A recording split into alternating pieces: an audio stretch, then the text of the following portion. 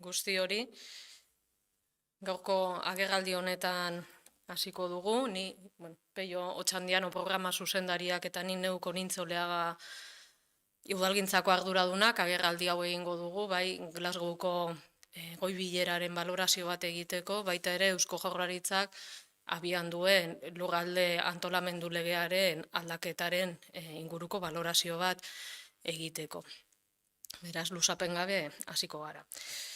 Arantxa Tapiak, Glasgowko goi-bilera historikotzat jo badu ere, esan duen arren akordioa perfektua ez dela, hemendik kanpo inork ez du agerraldi goi-bilera hau historikotzat jo. Ez nazioarteko liderrek, ez nazioarteko prentsak, ez da nazioarteko komunitate zientifikoak ere. Uste dugu Glasgowko goi-bilera hau historikotzat jotzetik urrun dagoela. Gizarte modernoaren erronkarik handienaren aurrean gaude. Testuinguru honetan, lidergo instituzionalak behar dira, eta lidergo instituzional hauek zorroztasun zientifikoan oinarritu behar dira. Glasgowko goi-gailurrak argi baino itzal gehiago utzi dizkigu. Gobernuek adostutako arintze planek 2,7 gradu temperaturako igoera aurrikusten dute, eta benetan helburua izan beharko litzateken 1,5 gradutik urrun gaude. Konpromiso errealak behar ditugu, ez soilik adierazpenak. Eta diogu konpromiso errealak behar ditugula eta ez soilik adierazpenak Parisko akordioaren helburuetatik urrun gaudelako oraindik. Eta orain ere, Glasgowko goi-bilera honek erakutsi digu, erregai fosilen lobbyen eragina egiaztatua dagoela, erregai fosilen lobbyen eragina handia dela. Eta horregaitik ez dira beharrezko konpromisoak iristen. Ez dira beharrezko konpromisoak iristen eta denbora agortzen ari zaigu. Klima aldaketaren kontrako neurri eraginkorrak hartzen ez diren egun bakoitzeko, aukera gehiago dauzkagu klima aldaketa katastrofiko bat izateko. Eta klima aldaketa katastrofiko hau ez gertatzeko, ez da nahikoa 2050ean zero emisio konpromesua hartzea. Hamarkada honen bukaerarako emisioen erdia jaistea beharrezkoa da. Eta horretarako 9 urte besterik ez zaizkigu gelditzen. Erronka handia da. Eta erronka handi honen aurrean ezin dugu onartu egoera kontrolpean dagoela irudikatzea. Euskal Autonomia Erkidegoak ez du ibilbide orririk klima aldaketaren helburuak epean lortzeko. Euskal Autonomia Erkidegoak ez du klima neutraltasunerako biderako plangintza eraginkor bat. Dituen plan klimatiko eta energetikoak Parisko akordioa baino lehenagokoak dira eta Europar Batasuneko erreglamenduen azpitik daude. Horren adibidea da, Urkullunen agintaldi osoan berotegi efektuko gasak 0 murriztu direla. Eta horren adibide da, Urkulluren agintaldi osoan energia berriztagarrien garapena oso eskasa dela. Iruditzen zaigu improvisazioa dela nagusi gobernu horretan. Egoera kontrolpean dagoela simulatzen dute, baina egoera ez dago kontrolpean. Adibide da, klima aldaketarekin lotutako ekintza koordinatzeko araudi markorik ere ez dugula. Ez dago ez klima aldaketaren legerik, ez da trantsizio energetikoreako legerik ere. Baina, horren kontrara, lurralde antolamenduaren legearen aldaketa bat planteatzen dute. Lurralde antolamenduaren lege aldatzeko saiakera bat abiatu dute, ingurumen administrazioaren legeari zuzenketa bat aurkeztuz. Eta galdetzen dugu, zer da lortu nahi dutena? Zer du gobernu honek buruan? Euskal Herria Bilduk zalantzak agertutzen ditu. Lurralde antolamenduaren legea, honela aldatzea, atzeko atetik aldaketa egitea da. Atzeko atetik joku arauak aldatzea da. Eta aldaketa horren helburua, erakunde sistemaren joku arauak aldatzea eta leku jakin batzuetan proiektuak inposatzea besterik ez da. Euskal Autonomia Erkidegoan daukagun sistema instituzional konplexuaren eskumen banaketa aldatu nahi duten. Lurralde antolamenduaren legeak ordenamenduaren antolamendurako eskumen banaketa esartzen du lege horretan. Eta hori aldatu nahi dute. Gainera, aprobetxatzen dute beste lege baten tramitazioa eta gainera tokiko erakundeei kaltetu nagusienak direnak galdetu ere egin gabe. Eta ez hori bakarrik, euskal gizartearen anistasunaren aurka ere badoa legearen aldaketa hau. Lege aldatu nahi dutelako, gehiengo absolutua ez daukaten leku horietan, proiektuak inposatzeko. Goi mailako interes publikoko proiektuen figura sortu nahi dute, eta honela, behin proiektu hauek izendatuta, hirigintza eta lurralde antolamenduaren erregulazioen gainetik jarri. Hau da, Eusko Jaurlaritzak modu alde bakarrekoz izendapena burutuko du, eta proiektu horiek beste hirigintza plangintza guztiei gailenduko zaizkie. Erakunde, eskudun eta legitimoek eta hiritarren parte hartzarekin hartutako erabakiak baliogabetuz. Hirigintza eskumena udalen tresna nagusienetarikoa da, udalen eskumen nagusienetarikoa da, udalerrien etorkizuna antolatu, eraiki, eta baita ere lurraldea defendatzeko eta herritarren ongizatea defendatzeko. Beraz, lurralde antolamenduaren aldaketa honek, zinez diogu demokrazia lokala murrizten duela.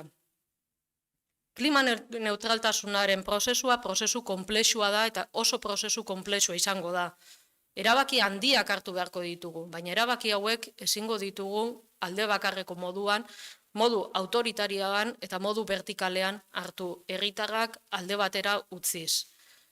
Gobernantza eredu kolaboratiboak behar ditugu, lankidetzan hartu behar dira erabaki hauek. Bestelan ez da eraginkorra izango. Tokiko komunitatearen kontra hartzen badira erabakiak gizarte gatazkak sortuko dira. Eta horiek beharrezko neurri eraginkorrak, klima aldaketari aurre egiteko beharrezko neurri eraginkorrak oztopatu besterik ez dute egingo. Gobernu eredu irekiak behar ditugu, gobernantza eredu kolaboratiboak.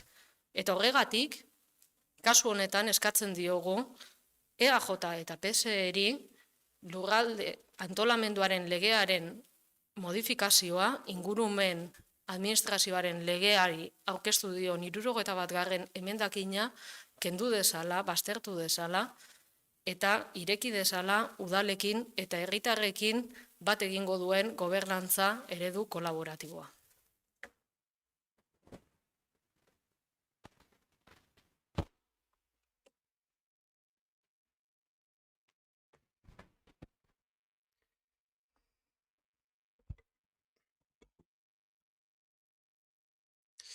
Ayer, Arantxa Tapia definió la cumbre de Glasgow como histórica, aunque el acuerdo, dijo, no sea perfecto.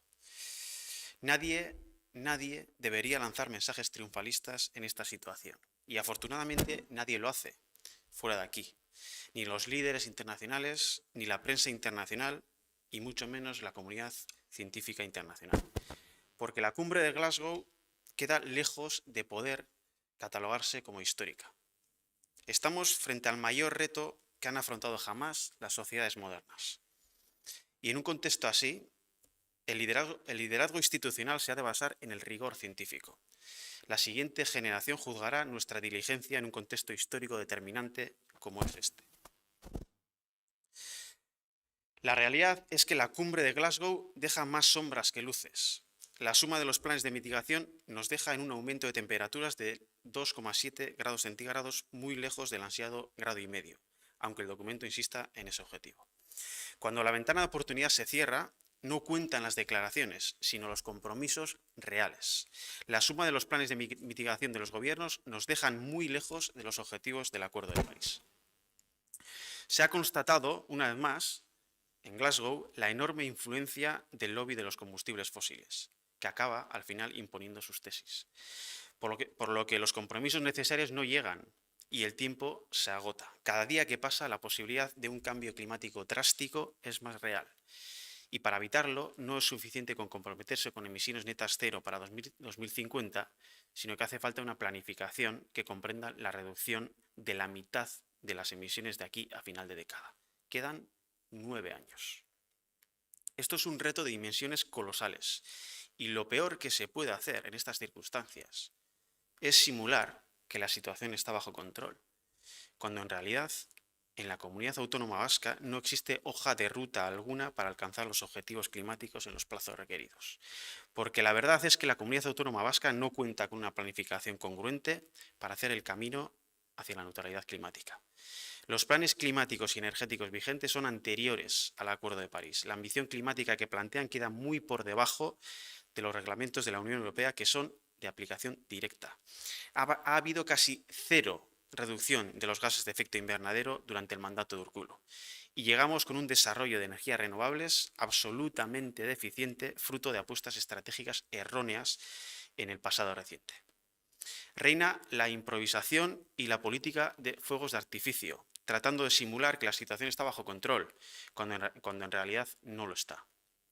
Y es en esta situación en la que además no existe marco regulatorio para coordinar las políticas sectoriales relacionadas con la acción climática, cuando llega este intento de modificar la Ley de Ordenación del Territorio a través de una enmienda a la Ley de Administración Ambiental. En primer lugar, ¿qué es lo que se pretende con esto? ¿Qué es lo que este gobierno tiene en mente? Esta es la duda que nos asalta ante esta maniobra, porque esto es hacer las cosas por la puerta de atrás. Esto es modificar las reglas de juego de nuestro sistema institucional en cuanto a políticas de ordenación del territorio se refiere. Y seguramente esto se hace para terminar imponiendo determinados proyectos en determinados lugares. La modificación de la Ley de Ordenación del Territorio que pretenden el PNV y el PSE trata de introducir en la normativa la figura de proyectos de interés público superior, los cuales, una vez declarados de tal forma, serán superpuestos al resto de la regulación urbanística y de ordenación del territorio. Es decir, que la declaración por parte del Gobierno vasco de forma unilateral supondrá la invalidez o anulación de facto de las decisiones adoptadas por instituciones competentes y legítimas. La competencia urbanística es una de las funciones más importantes que llevan a cabo los ayuntamientos. Por un lado, en la ordenación y construcción del futuro del municipio y, por otro lado, en defensa de su territorio y el bienestar de su comunidad. La pretensión de modificar la Ley de Ordenación del Territorio supondría, sin lugar a dudas, la merma de la democracia local, en tanto que invalidaría lo decidido en el municipio mediante participación de la ciudadanía por la imposición de un proyecto de interés público superior. Han aprovechado la tramitación de una ley para modificar otra ley básica que cimienta el reparto competencial de nuestro sistema institucional y además sin ni siquiera consultar a las entidades locales que son las instituciones afectadas. Esto, lo volvemos a decir, es pretender alterar las reglas de juego de nuestro sistema institucional.